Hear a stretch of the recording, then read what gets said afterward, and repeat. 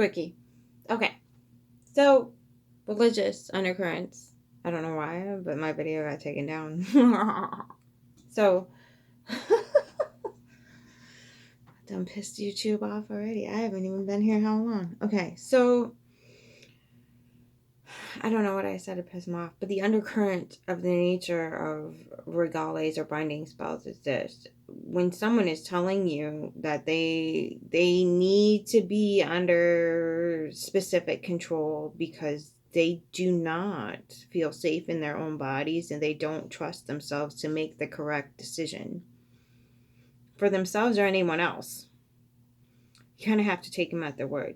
This is why people kind of shy away from religious people, or non-religious people shy away from religious people, because it's a big black claw reaching into the abyss and calling out to those who would at the very least be apathetic to said text stories. And even JP, the great JP, will tell you their whole story. They're to be taken as a whole, in a whole context. The majority of people who join religions or even in religion, I was Catholic, grew up Catholic, went to Catholic school, never read the whole Bible. Well, not until way later in life when I was about 26.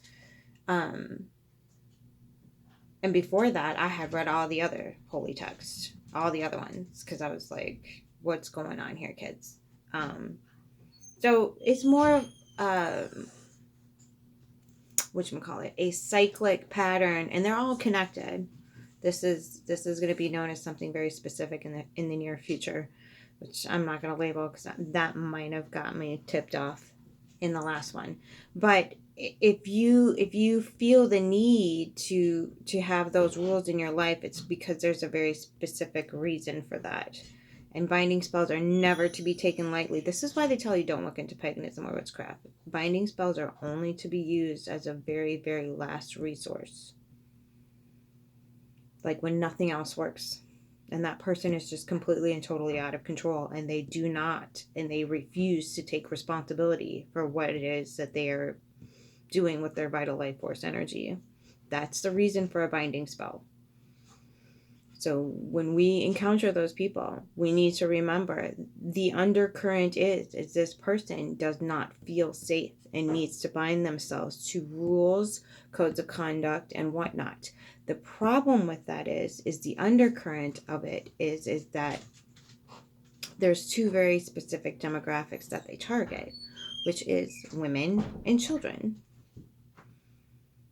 Because maybe, and this is why, did anybody calculate the age of the children that are in those regale systems? Did anybody calculate that? Probably not. So what's the undercurrent of that, though? They're going to find a scapegoat for it, right? And they're finding a scapegoat for it. They just made laws about it in about 5 different states here in the U.S., banning one sex from buying the opposite sex clothing. So when we have that undercurrent and we're dealing with those types of mentalities and that operational pattern that they're putting out into the ethos, and that's what they're uplifting with their vital life force energy, instead of getting comfortable with their own sexuality, which they can't because there's too much shame around it, aka the women, aka why they can't handle, monthly cycles, why they need to shame anything that has to do with anything that correlates and connects people to their own actual spirit and sovereign power, because that's a big freaking no-no. Remember the first book? They take the most powerful and purposeful bond on the planet between two souls, and they obliterate it. Then they take the next bond between two people, which is your siblings, the people that know you the best because they grew up around you. Boom, done. Obliterated. Okay, it's a consistent breakdown of any meaningful connection between people, and that's where the control comes in. If you can separate people on a very systematic and shameful level from who they are on the inside and who gave birth to them and who grew up with them And anybody else they encounter in the world, you have complete and total power over that person. Period. The end. This is why it's so easy to tell those people what to do, and they'll just listen and do it without question. It's a dangerous way to live, and some people need to live that way because they cannot be trusted to make good decisions. This is the horrificness of it. When you boil it down and you get into that undercurrent, it's just a matter of a black claw reaching into the abyss, calling to all those who would be at the very least sympathetic or apathetic to said textbooks, and binding them to those rules and codes of conduct, and binding them to admitting that on a very public basis, and then just pulling it out into the light. That's all it is. So light and dark have very, very different meanings than what people are giving. It's not good and evil. It's simply seen or unseen. Not good and evil. Seen, unseen. Dark. Light. That's it. That's all. Seen, unseen. Okay? So there's no frequency, energy, and vibe. Because a lot of times when you go into shadow work, you find your greatest gifts in the dark, because they've been buried there. Okay, so when we can get down to the basis of things and understand the root cause, we don't have to be fearful of it anymore, and we don't have to subjugate ourselves to it, and we don't have to keep giving in to the same old narrative that has gotten us to this point.